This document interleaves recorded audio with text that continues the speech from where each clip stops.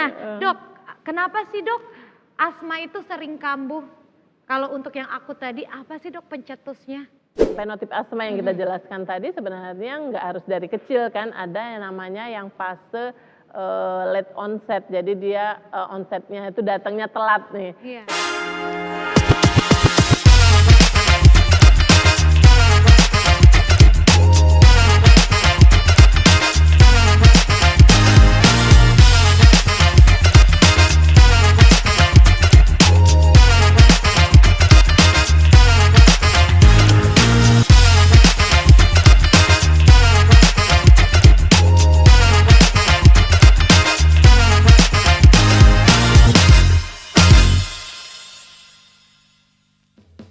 Ini salahku,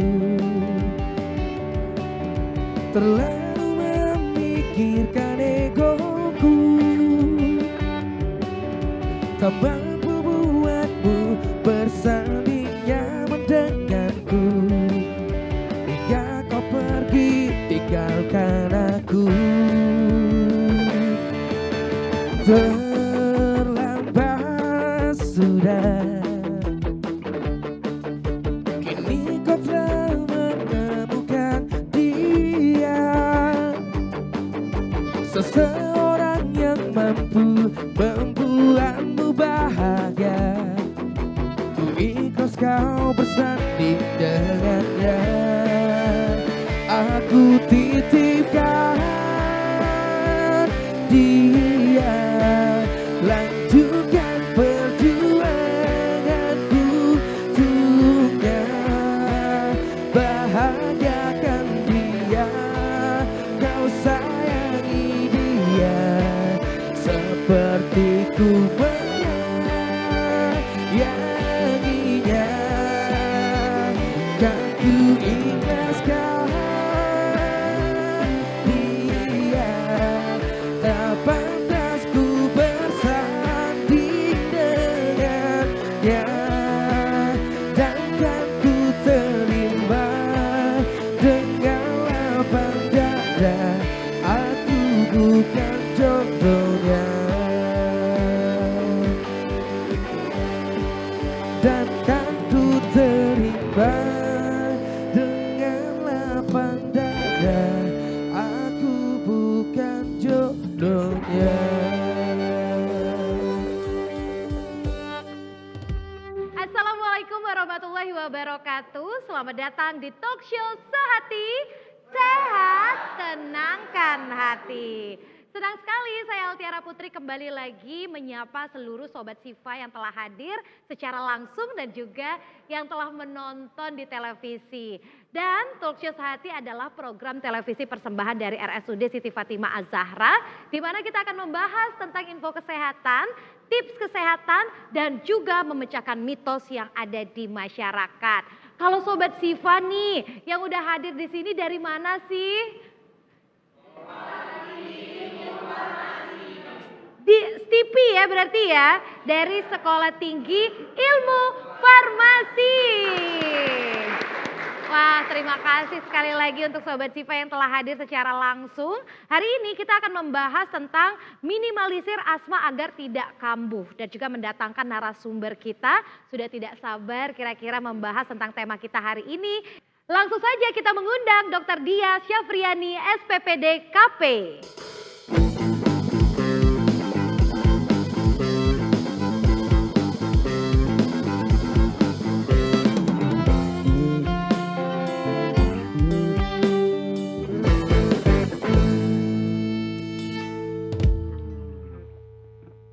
Terima kasih Dokter Dia sudah hadir di talk show Sehati, Sehat Tenangkan Hati. Dokter, kita membahas tentang minimalisir asma agar tidak kambuh. Iya. Nah, asma itu apa sih Dok sebenarnya? Ya, jadi sebenarnya makasih Mbak Tiara. Iya. Ya, jadi asma itu sebenarnya penyakit umum heterogen biasa yang dia itu sebenarnya didasari karena inflamasi atau peradangan pada saluran nafas yang kronis tapi bukan akut.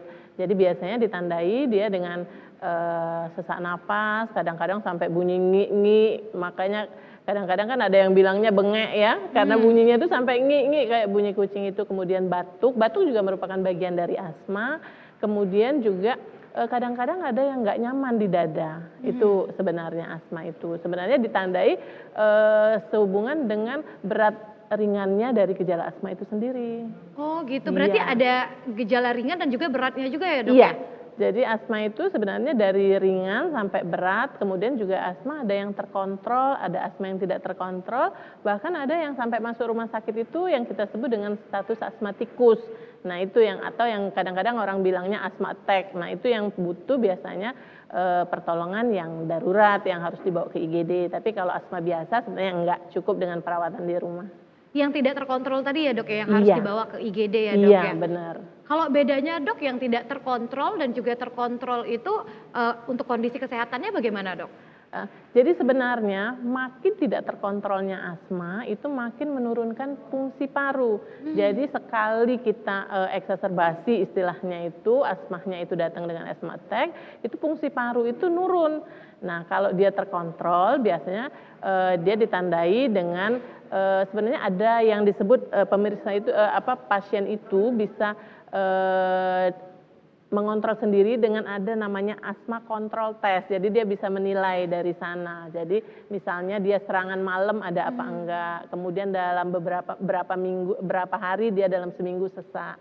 Jadi kalau dia tidak terkontrol itu yang harus ke IGD. Tapi kalau dia terkontrol sebenarnya kayak kita biasa sehat, nggak ada keluhan, nggak ada sesak dan dia bisa aktivitas biasa biasanya. Dan biasanya kambuhnya itu cuma beberapa waktu aja ya dok ya?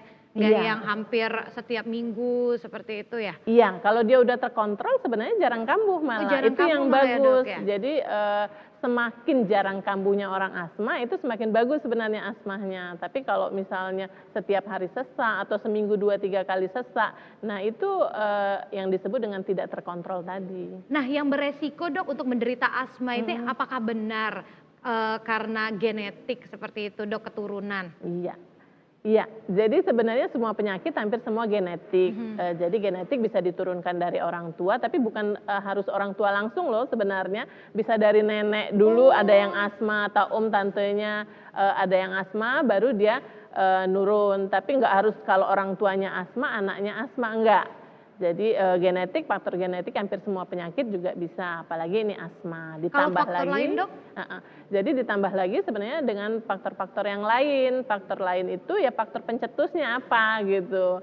Jadi kalau faktor pencetusnya apa, tergantung, ada yang alergi, ada yang enggak. Jadi kalau alergen berarti kita harus hindari yang menyebabkan alergi itu. Misalnya apa? Kadang-kadang ada yang alergi sama debu, ada yang alergi sama bau, sama dingin, sama cuaca, macam-macam. Nah itu yang harus kita hindari sebenarnya. Oh berarti faktor alergi juga bisa membuat asma seperti itu ya dok ya? Iya, jadi asma itu sebenarnya kalau dulu kita ngomong pasti asma itu adalah penyakit alergi, tapi dengan yang perkembangan zaman sekarang berdasarkan JINA yang 2022 yang paling baru, asma itu nggak harus alergi. Jadi fenotip asma itu macam-macam. Ada yang asma alergi, ada yang asma non alergi, ada asma dengan obesitas. Jadi orang-orang dengan obesitas, orang-orang yang gendut badannya juga bisa terpapar asma. Kemudian ada juga asma yang timbulnya pada usia dewasa. Iya. Jadi bisa ya dok ya? Bisa. Kita dari kecil nggak ada asma, bisa tumbuh waktu dewasa. Bisa. Itu faktor yang tadi ya dok? Iya, faktor pencetusnya apa, kemudian biasanya di awalnya udah ada genetik. Genetik asmanya udah turun, nah ada faktor pencetusnya, baru dia timbul. Kan kadang-kadang ada yang baru timbul setelah kelas 2 SMA, atau setelah kuliah, atau malah setelah umur di atas 40 tahun. Karena kita tuh ngiranya dok kalau misalnya asma itu munculnya memang udah dari bayi gitu dok. Berarti itu mitos ya dok ya? Enggak juga mitos sih, itu perkembangan zaman. Kalau dulu kan mikirnya kalau asma pasti dari bayi harusnya. Oh berarti fakta ya dok ya? Iya. Baik, kenapa dok kalau misalnya obesitas itu bisa menyebabkan menderita asma juga? Ya, jadi faktor pencetus salah satunya adalah obesitas. Dengan orang gendut kan apa namanya, saluran napas itu kan juga terganggu, tertekan kan, karena kita butuh pada asma itu kan sebenarnya yang mengalami kelainannya itu adalah saluran napas atas, mulai dari hidung sampai ke bronkus, baik bronkus utama maupun ke bronkus yang cabang. Dengan orang gendut kan itu bisa apa namanya, mempersempit, menekan pernapasan. Kita aja kalau misalnya gendut kan napasnya malah susah kan, karena otot diafragma kita itu yang untuk neken itu nggak ketekan ke bawah maksimal. Kalau karena apalagi turun naik iya, tangga ya dok iya. ya. Nah dok, kenapa sih dok asma itu sering kambuh? Kalau untuk yang akut tadi apa sih dok pencetusnya?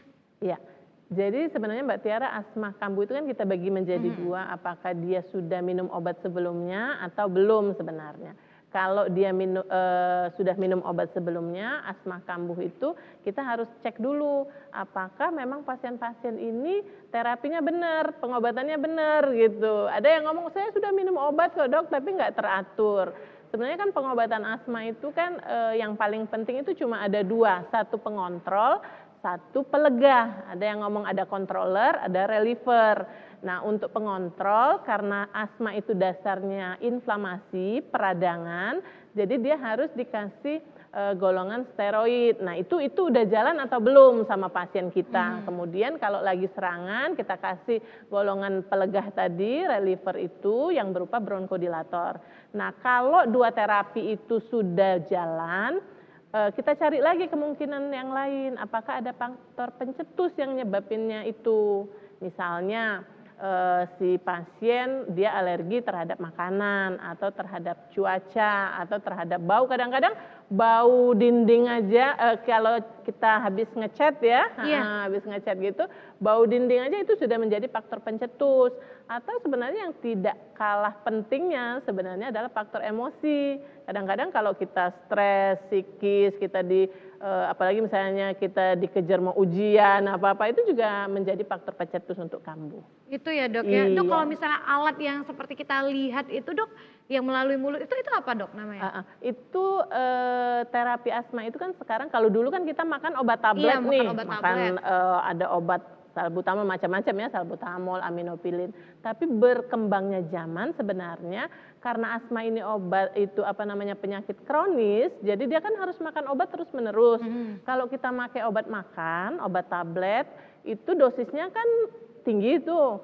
Jadi akan ditakutkan sebenarnya efek sampingnya nanti yang akan banyak. Nah makanya perkembangan zaman dibuatlah obat-obat, bisa nebulizer, bisa inhaler, macam-macam kan, ada yang turbohaler gitu. Itu sebenarnya untuk menekan efek samping obat. Jadi kalau kita pakai obat-obatan yang pakai inhaler, turbohaler atau nebulizer itu dosisnya kecil. Jadi efek samping ke pasien itu rendah. Jadi biasanya pasien lebih mudah terkontrol. Kemudian kan itu mudah dibawa-bawa kemana-mana kan. Iya, terus juga lebih efektif ya dok lebih ya untuk efektif karena penggunaannya dia ya dok ya. langsung kena ke saluran nafasnya. Kalau pakai itu emang langsung lega ya dok ya? Iya. Jadi kan turbohaler atau inhaler itu kan bagi dua tadi, ada yang berupa controller tadi, ada yang reliever, ada yang untuk pelegahnya. Biasanya langsung enak. Dok kalau misalnya untuk penderita asma dok, sesaknya itu emang yang sesak banget ya dok ya? Karena kan kita kalau misalnya nangis juga sering sesak gitu. Itu sesaknya gimana sih dok? Jadi pada orang asma itu kan yang kenanya kan saluran napas atas yang besar. Jadi mulai dari bronkus sampai bronkus utama. Dan itu sesaknya itu pas saat mengeluarkan napas, bukan tarik napas. Jadi dia bukan saat inspirasi tapi saat ekspirasi. Jadi pas mau mengeluarkan itu yang bikin sesak sebenarnya. Jadi karena dia ada penyempitan otot-otot bronkusnya itu karena radang tadi. Itu ya dok ya yang menyebabkan juga penderita asma itu ada bunyinya juga ya dok? Iya, jadi kalau ibarat kita punya botol nih, botolnya ada radang, jadi dia ngelebar kan, jadi botolnya itu kan sempit, salurannya sempit. Jadi begitu dia keluar, apa namanya kita mengeluarkan napas dari paru-paru mau keluar, itu lewat di tempat yang sempit. Jadi kayak bunyi seruling, gitu. Kayak bersil gitu ya dok ya jadinya ya dok. benar. Oh itu dia. Kita akan kembali lagi dokter Iya, Dia oke. di talk show Sehati. Jadi jangan kemana-mana Sobat Siva, di segmen ketiga teman-teman yang ada di sini bisa bertanya secara langsung tentang tema kita. Jangan kemana-mana ya, tetap di talk show Sehati. Sehat, tenangkan hati. Sehat tenangkan hati, sehati, sehati, sehat tenangkan hati. Kembali lagi di talk show Sehati, sehat, tenangkan hati. Dokter, kita masih ngomongin soal minimalisir asma agar tidak kambuh ya dok ya. Iya. Tadi dokter bilang kalau misalnya kambuh itu juga bisa ditandai dengan adanya bunyi waktu mengeluarkan nafas, betul ya Iya, dok ya? benar. Kalau misalnya untuk yang kambuh itu mengeluarkan bunyi itu, yang ringan juga bisa bunyi nggak dok nafasnya? Ya, jadi sebenarnya asma itu kan dari gejala ringan sampai gejala berat. Kalau gejala ringan sebenarnya kadang-kadang dia cuma sesak napas, batuk aja, nggak sampai keluar bunyi mengi. Tapi kalau dia sudah sedang atau berat, itu yang kadang-kadang sampai bunyi mengi, sesak napasnya hebat, kesulitan untuk mengeluarkan nafasnya. Nah, tapi kalau yang sudah sangat berat sekali, malah bunyi ngi-nginya itu udah nggak ada lagi karena otot-otot dadahnya, otot-otot buat pernapasannya itu udah kecapean. Nah, itu sebenarnya yang lebih bahaya saat itu. Di saat kita tidak dengar suara mengi atau yang kita sebut dengan wheezing, tetapi sebenarnya pasien dalam kondisi sangat berat itu. Oh itu ya Iya. dok ya, tapi banyak dok pasien yang sudah mengalami fase yang seperti itu? Biasanya enggak. Jadi kalau biasanya kan penderita asma ini sebenarnya sudah rata-rata udah tahu nih penyakitnya, kapan dia harus berobat, kapan dia harus ke rumah sakit, rata-rata gitu. Cuma kadang-kadang kalau yang memang dia selalu attack, ibaratnya selalu serangan akut itu selalu datang, nah itu yang kadang-kadang susah kita. Kadang dia datangnya kadang udah terlambat, yang udah sesak banget, atau misalnya dia jauh dari fasilitas kesehatan, nah itu. Itu ya dok ya. Iya. Dokter tadi bilang kalau misalnya di umur yang remaja seperti itu bisa juga terkena dok. Nah itu gejalanya gimana sih dok? Iya, jadi fenotip asma yang kita jelaskan tadi sebenarnya nggak harus dari kecil kan, ada yang namanya yang fase late onset, jadi dia onsetnya itu datangnya telat nih, setelah misalnya remaja atau setelah dia dewasa. Gejalanya hampir sama dengan asma pada umumnya, jadi kalau dia gejala awal dia kadang-kadang cuma batuk, tapi batuknya itu biasanya sering di malam hari atau pada saat cuaca dingin. Kemudian sesak napas, nah sesak napas bisa ringan, bisa sedang, bisa berat. Kalau dia sudah sedang sampai berat itu dibarengin dengan suara mengi atau kita sebut dengan wheezing tadi. Jadi sama, walaupun dia late onset, onsetnya datang telat, tapi dia gejalanya sama persis dengan gejala-gejala asma pada umumnya. Itu ya dok ya, Iya. kalau misalnya udah ada gejala seperti itu, Iya. langsung periksain ke dokter gitu dok? Iya, jadi kadang-kadang kita kesulitan memeriksa pasien asma ini, dia datang dalam kondisi yang tidak sesak.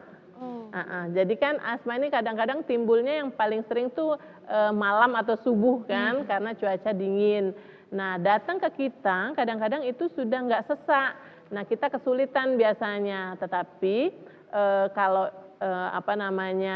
kita mau menegakkan diagnosis tetap kita lakukan. Sebenarnya ada tes yang namanya tes spirometri untuk melihat ada tidak asmanya. Kemudian kalau misalnya spirometrinya normal, mungkin nanti kita lakukan dengan tes provokasi. Jadi kita kasih obat yang memancing timbulnya asma untuk membuktikan apakah memang pasien ini asma apa enggak. Itu namanya tes provokasi. Itu kita tesnya lakukan. Ya dok ya? Iya. Kalau ada ronsen itu nggak ada ya dok? Ronsen pada orang asma itu kadang-kadang cuma timbul kelainan corakan bronkovaskuler yang agak kasar aja. Jadi ronsen pada orang asma kalau dia belum sampai ke PPOK itu biasanya normal, masih dok, dalam ya? batas normal. Nggak terlalu kelihatan gitu Iya, ya dok? nggak kelihatan. Dok benar nggak sih kalau misalnya kita asam lambung atau GERD itu bisa membuat asma kita kambuh? Karena ini pertanyaan yang banyak banget nih ditanyain oleh Sobat Siva juga. Iya, benar. Ini sebenarnya pertanyaan yang paling bagus sekali karena GERD itu salah satu pemicu kambuhnya asma. Jadi dengan asam lambung yang meningkat, malah kan kadang-kadang orang GERD itu gejalanya bukan cuma panas di dada atau nyeri di hulu hati. Kadang-kadang kan timbulnya batuk malah. Orang GERD itu bisa batuk. Jadi GERD itu salah satu pemicu timbulnya kambuhnya asma.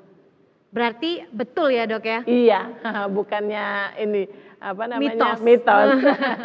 Dokter, ini benar nggak sih kalau misalnya asap rokok juga bisa memicu kambuhnya asma? Iya, jadi asap rokok itu salah satu faktor pencetus. Jadi faktor pencetus asma itu kan tadi mulai dari asap, debu, bau-bauan, kemudian bulu-bulu hewan. Nah, salah satunya itu asap rokok. Jadi asap rokok itu merupakan faktor pencetus juga. Nah, apakah perokok dok bisa nantinya menderita asma? Iya, jadi sebenarnya asma itu kan awalnya kita genetik yang ditambah dengan faktor pencetus. Jadi bisa saja orang perokok itu asma atau kadang-kadang sebenarnya dia sudah ada asma ditambah lagi dia merokok. Jadi akhirnya jadi tambah sering kambuh asmanya. Itu ya dok ya? Iya. Dok, terus juga dok ada pertanyaan nih dari Sobat Siva. Kalau misalnya hujan itu bisa membuat asma kambuh, mitos atau fakta dok? Fakta, karena kan faktor pencetusnya salah satunya adalah cuaca. Dingin tadi ya dok ya? Iya, makanya kan orang asma sering kambuhnya pada malam hari atau pada cuaca dingin. Apa yang terjadi dok kalau misalnya cuaca dingin di paru-paru kita untuk penderita asma? Sebenarnya kalau asma kan bukan paru-parunya yang bermasalah, tapi salurannya nafasnya, itu ya dok ya? di saluran nafasnya. Dengan dingin dia terjadi peradangan, dengan peradangan dia akan menyempitkan saluran napas sehingga kita sulit mengeluarkan napas. Makanya keluar bunyi ngi karena harus melewatin saluran paru yang sempit yang karena radang tadi. Oh itu. Dok, ini benar nggak sih dok kalau misalnya memakai pelembab udara bisa meminimalisir asma kita biar nggak kambuh? Pelembab udara itu seperti apa juga dok, kita pengen tahu. Sebenarnya pelembab udara dalam hal ini malah sebenarnya orang asma nggak boleh terlalu lembab. Iya, jadi mungkin sebenarnya bukan pelembab udara ya, saringan udara kali yang benar. Kalau pelembab udara kan tergantung, misalnya kita pakai AC ya, itu biasanya kita sudah ada saringan-saringan udara. Itu sebenarnya yang jadi dia akan menyaring debu atau apa yang kuman, kadang-kadang jamur. Nah itu yang bisa memperbaikin fungsi parunya. Itu ya dok ya. Asma itu juga bisa kambuh kapan aja ya dok? Iya, jadi asma itu sebenarnya dia udah ada, udah genetiknya, tinggal yang membuat dia kambuh itu faktor pencetus. Jadi kapan aja faktor pencetus itu timbul, yang misalnya saat itu misalnya siang hari dia makan makanan yang dia tidak bisa, misalnya dia alergi terhadap udang, saat itu dia makan, itu bisa mencetuskan timbulnya kambuhnya asma. Langsung asma gitu ya dok ya? Dia langsung menyempit. Jadi sebenarnya itu reaksi tubuh sih, sebenarnya reaksi tubuh untuk orang-orang asma itu. Jadi bisa aja mau siang, mau malam, tapi kebanyakan biasanya dia pada cuaca dingin atau malam hari. Selain makanan yang memang tidak boleh karena alergi tadi, apa sih dok pantangan lain untuk penderita asma? Jadi sebenarnya orang asma itu kita harus kenal satu-satu, karena satu orang asma beda dengan yang lain. Jadi ada satu penderita dia nggak apa-apa cuaca dingin, tapi misalnya dia yang jadi faktor pencetusnya misalnya asap atau bau. Nah ada juga yang ini pasien asma yang satu ini nggak apa-apa dengan asap dengan bau, tapi dia nggak bisa misalnya dengan debu. Nah itu jadi kita harus hafal satu-satu orang itu yang penderita asma itu harus hafal faktor pencetus sendiri. Jadi nggak bisa disamaratakan. Berarti nggak bisa sama rata ya dok ya? Iya. Karena alergi setiap manusia itu berbeda-beda. Beda-beda. Ada yang kalau cuaca dingin dia langsung asma. Iya, ada yang nggak apa-apa. Iya, ada yang nggak apa-apa. Ada yang stres sedikit langsung ya dok ya. Emosi juga punya faktor menjadi faktor pencetus untuk penderita Lagi marah-marah asma. bisa dok kamu? Iya, bisa serangan asma. Tuh, jangan emosi ya. Teman-teman yang ada di sini nanti di segmen 3 bisa bertanya secara langsung ya. Pokoknya siapkan pertanyaannya. Kita akan kembali lagi tetap di talk show Sehati, sehat tenangkan hati. Sehati, sehati, sehat tenangkan hati. Sehati, sehati, sehat tenangkan hati. Kembali lagi di talk show Sehati, sehat tenangkan hati. Masih bersama dengan Dokter Dia. Dokter, ini banyak banget nih dok pertanyaan dari Sobat Siva. Apakah benar dok kalau penderita asma harus bawa obat kemana-mana?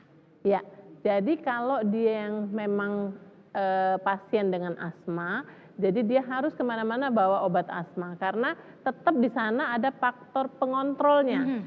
Jadi walaupun pengontrol itu cuma dipakai misalnya ada yang sekali sehari, ada yang 2 kali sehari, ada yang malah kadang-kadang sudah intermittent.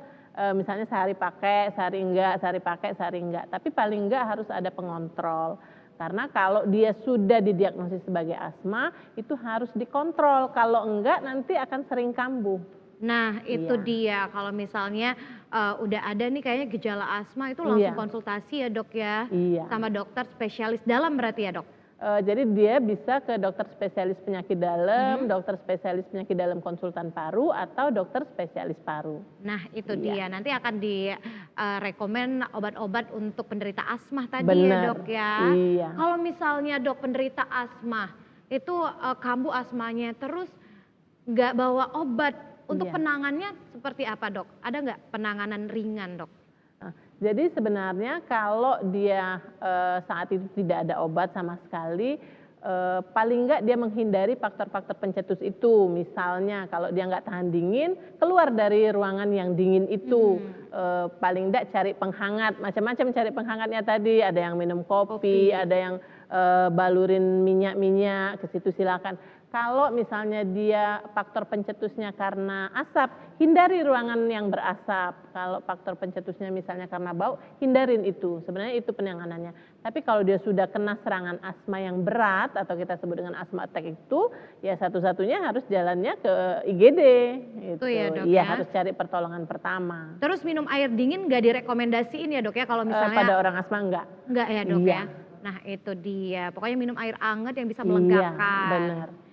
Silakan Sobat Siva dari Sekolah Tinggi Ilmu Farmasi yang mau tanya secara langsung dengan Dokter Dia, tunjuk tangan. Yang udah dikasih mic ya, silakan. Yang udah dikasih mic mana nih? Iya, yang cowok dok kayak Korea ya dok ya. Iya, opa-opa. Silakan. Oh, opa-opa kata dokter. Namanya siapa? Perkenalkan, nama saya Mustafa Kumariansyah, dokter dari Sekolah Tinggi Ilmu Farmasi Bakti Pertiwi. Boleh izin bertanya dok? Ya, silakan. Kebetulan dok, saya ini punya keluarga, adik saya itu tuh penderita asma dok. Dia itu salah satu faktor pencetusnya adalah makanan, kayak coklat, kemudian makanan-makanan laut. Dan pun juga dok, seperti yang setelah dokter jelaskan tadi, bahwa ada pengolahan reguler ataupun juga ketika dia tindakan ketika dia terjadi asma gitu kan.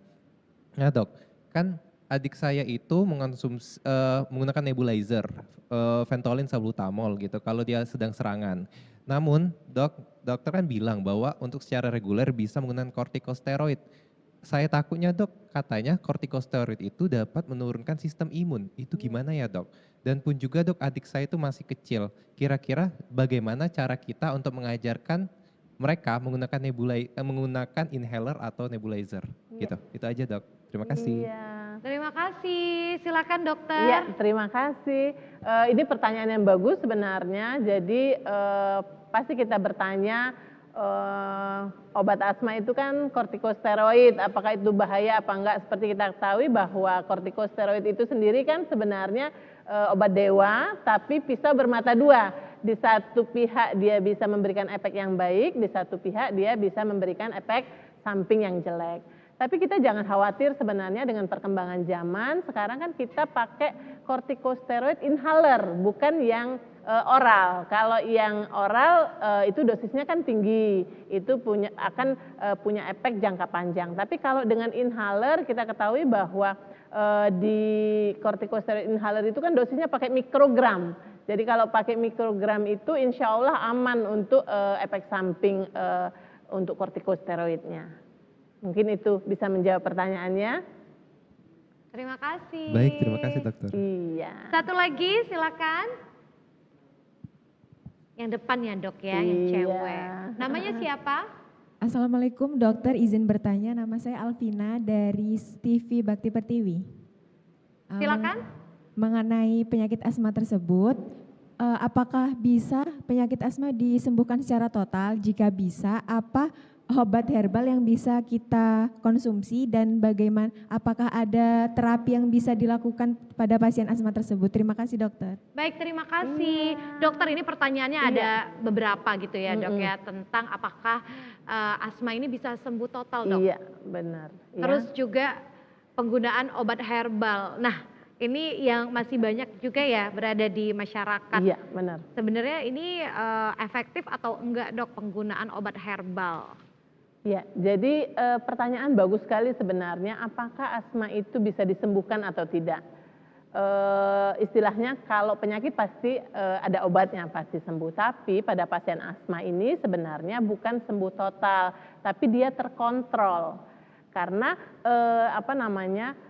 dia secara genetik udah dibawa dari lahir. Nah itu yang harus kita kontrol dengan bisa dengan obat-obatan, bisa dengan mengontrol faktor-faktor pencetus itu sebenarnya.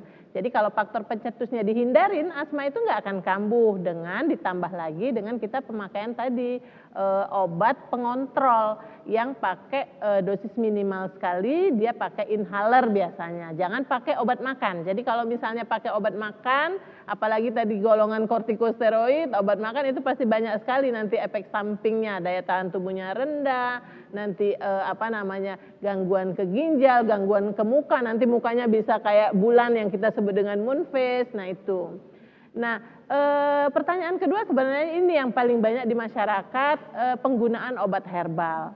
Kalau penggunaan obat herbal itu dalam tanda petiknya sudah ada BP POM-nya, mungkin bisa kita rekomendasikan. Tetapi rata-rata obat herbal itu adalah pemakaian oral. Kalau rata-rata pemakaian oral berarti kan dosisnya itu termasuk tinggi. Dia pakai biasanya pakai miligram apa-apa. Nah untuk pemakaian jangka panjang sebenarnya tidak direkomendasikan. Jadi untuk pemakaian jangka panjang yang direkomendasikan sebenarnya obat-obat inhaler. Nah obat-obat inhaler pada obat-obat herbal belum ada gitu. Yang ada obat-obat pabrikan yang sudah direkomendasikan dan sudah di ACC oleh BP POM maupun dari FDA. Mungkin itu bisa menjawab pertanyaannya ya. Dokter, tadi ada pertanyaan juga tentang terapi dok. Ada nggak terapi untuk penderita asma? Terapi penderita asma itu tadi kuncinya cuma dua, controller sama reliever. Jadi pengontrol sama pelega. Nah, kalau dua itu kita pakai, insya Allah dia itu sebenarnya jarang kambuh. Jadi pengontrol itu intinya itu supaya dia nggak kambuh. Nah kalau pelegah itu sebenarnya kita itu udah kambuh, tapi untuk mengurangi gejala. Jadi kalau dua obat itu yang paling penting adalah pengontrol pada asma. Itu ya dok ya. Jadi nggak ada terapi-terapi yang terapi tusuk-tusuk gitu ya dok ya. Enggak, ada ya dok. Karena organ yang harus kenanya itu organ saluran napasnya itu. Nah ya. itu dia pertanyaannya dari Sobat Siva dari Sekolah Tinggi Ilmu Farmasi. Dokter, katanya juga nih olahraga itu bisa membuat asma kita kambuh. Betul nggak sih dok? Padahal kan olahraga itu adalah salah satu yang direkomendasiin juga biar kita itu sehat. Benar. Jadi sebenarnya pada pasien-pasien dengan asma kita anjurkan untuk olahraga. Yang paling bagus sebenarnya olahraganya berenang. Nah tetapi ada olahraga-olahraga tertentu yang harus kita hindari. Misalnya olahraga-olahraga yang terlalu berat. Misalnya angkat berat. Oh itu nggak boleh jadi dok? Iya sampai maraton, sampai berkilo-kilometer. Pokoknya kalau olahraganya berat itu tidak direkomendasikan. Karena olahraga berat bisa merupakan salah satu menjadi faktor pencetus kambuhnya asma. Karena mungkin kecapean tadi ya dok ya? Iya, jadi dia kecapean. Jadi kalau olahraganya ringan, kemudian yang sesuai dengan yang dianjurkan nggak apa-apa, malah harus olahraga orang asma. Berenang itu paling bagus. Paling bagus karena Iya. juga tangan kan semuanya ya dok Iya. ya ikut gerak. Oke, dia Nah, itu membuka dia. rongga dada kan, jadi dia melebarkan rongga dada. Pastinya abis olahraga apalagi renang tadi ya dok ya itu Iya. lebih membuat nafas jadi lega. Benar. Terus juga pastinya lebih semangat Iya. karena emang kalau abis olahraga tuh luar biasa banget Sehat. dok. Sehat ya dok ya. Asal jangan terlalu berat ya Mbak Tiara ya. Iya. Saya juga nggak biasa kok dok angkat beban karena kehidupan sudah berat. Baik, kita akan kembali lagi di segmen terakhir. Jadi jangan kemana-mana, tetap di talk show Sehati, Sehat, Tenangkan Hati. Sehati, sehati, sehat tenangkan hati. Sehati, sehati, sehat tenangkan hati. Kembali lagi di talk show Sehati, Sehat, Tenangkan Hati. Dokter, ini kalau misalnya penggunaan obat yang sering kita beli di warung itu dok, apakah bisa berdampak untuk kesehatan yang lainnya selain asma? Maksudnya obat yang di warung? Di obat warung apa? itu yang suka kita beli yang nggak pakai resep dokter gitu dok. Oh iya, misalnya beli asma suhu sendiri Iya atau obat iya sendiri. dokter bilang ya dok ya. Karena kan kalau untuk penderita asma kan minumnya kan banyak gitu dok. Iya. Maksudnya dalam waktu yang sering gitu. Iya. Itu apakah bisa berdampak untuk kesehatan kita juga? Iya. Jadi seperti saya jelasin di awal, sebenarnya obat asma itu yang paling penting sebenarnya ada pengontrol sama pelegah tadi. Itu bisa berupa inhaler, bisa berupa turbohaler. Obat-obat warung, obat-obat makan sebenarnya tetap bisa kita gunakan paling enggak untuk pertolongan pertama. Jadi kalau untuk pertolongan pertama nggak ada obat sama sekali, kita di rumah lagi serangan, nggak apa-apa dipakai. Tetapi nggak boleh jangka panjang gitu. Dan takutnya kalau orang awam yang beli dia nggak tahu dosisnya. Malah kadang-kadang ada yang sekali makan 3 sekali. Nah itu berefek dengan efek samping. Misalnya nanti akan berdebar-debar, jantungnya akan tiba-tiba mau lepas. Nah itu sebenarnya. Tapi kalau dia dengan dosis yang minimal, kemudian pemakaian jangka pendek, cuman saat itu aja untuk sebagai pertolongan pertama silakan aja. Tapi untuk selanjutnya mungkin itu harus konsul ke yang berwenang gitu ya. Itu ya dok ya, Iya. karena nanti takutnya cuma gejala ringan jadinya berat lagi Iya ya dok ya. benar, jadi Kalau- nanti malah berdebar-debar, Iya. bukan asmanya yang timbul, malah kelainan jantungnya yang timbul. Nah itu dok Iya. maksudnya tadi bisa ke kelainan kesehatan Iya, lainnya gitu benar. selain asma. Jadi nanti tiba-tiba jantungnya itu berdebar-debar, nah itu bahayanya. Berarti dok kalau misalnya kita konsumsi obat terus jantung kita itu berdebar-debar, pernah nggak sih ngerasain kayak gitu? Itu berarti ada yang salah ya dok ya sama obatnya? Sebenarnya nggak salah obatnya, kan mekanisme obat itu di tubuh masing-masing kan beda-beda. Ada yang nggak jadi masalah untuk tubuhnya, tapi ada juga yang bermasalah. Nah itu juga harus diperhatikan. Oh itu dia. Nah dok kalau misalnya untuk pola hidup penderita asma yang baik itu seperti apa sih dok biar nggak kambuh gitu? Iya, jadi pola hidupnya sebenarnya sama kayak penyakit-penyakit umum lainnya sih sebenarnya asma itu kita harus atur pola makan. Pola makan pada penderita asma jadi kita harus hafal dulu yang nggak bisa kita makan apa. Nah itu yang kita hindarin, itu pola makan. Kemudian pola stres juga harus emosi itu juga harus dihindari yang banyak stres, banyak cemas, banyak itu karena itu akan memicu nanti terjadinya serangan asma. Kemudian juga hindari bagi para penderita yang merokok, hindari merokok. Kemudian juga pola kebersihan di rumah karena kadang-kadang kambuhnya itu karena debu di rumah. Misalnya kita pakai karpet, debunya banyak, nggak pernah dibersihkan, itu juga menjadi faktor pencetus. Spray ya dok ya? Iya, Tuh spray, harus tempat dibersihin. tidur, tempat tidur kadang-kadang kan itu banyak tungau, banyak apa itu juga pemicu sebenarnya untuk terjadi kambuhnya asma. Kemudian juga support makanan yang bergizi, vitamin itu juga harus dilakukan. Itu ya dok Iya. ya, vitamin. Tapi vitamin yang bagus itu vitamin apa sih dok untuk penderita asma? Semuanya bagus sebenarnya, tapi untuk penderita asma vitamin D itu lebih bermakna. Berarti sinar matahari juga ya dok ya? Iya. Pagi-pagi berjemur. Cuma kan kalau vitamin D yang dari sinar matahari kan itu nggak bisa langsung di di metabolisme oleh badan. Dirasakan gitu ya dok ya.